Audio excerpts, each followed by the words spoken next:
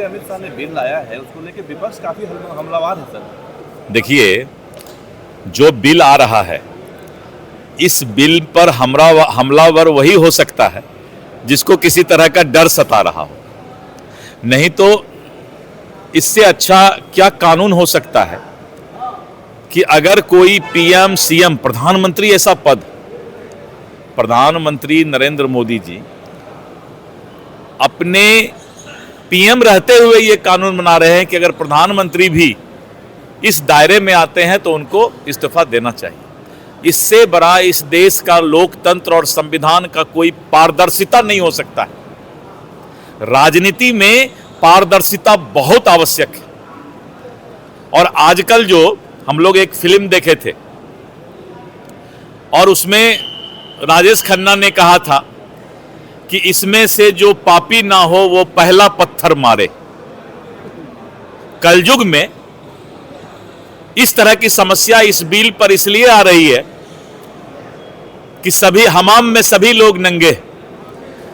कोई अगर अपनी ईमानदारी की बात करता है, देश और बिहार को सुधारने की बात करता है, लेकिन हमाम में नंगा अगर अपना चेहरा वो दर्पण में जाके देखेगा तब उसको पता चलेगा कि इस तरह के कानून की आज राजनीति सुचिता के लिए आवश्यक है।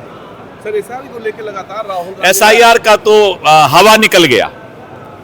एसआईआर में राहुल गांधी और जितने भी लोग ये जो यात्रा निकाले थे, तो ये यात्रा जो है इनका टायर पंचर हो गया, इनका यात्रा का हवा निकल गया और बिहार के मतदाता ने इनको नकार दिया। कौन भीड़ में आते हैं? अब जो पार्टी का नेता होगा तो पार्टी का तो कैडर आएगा ही,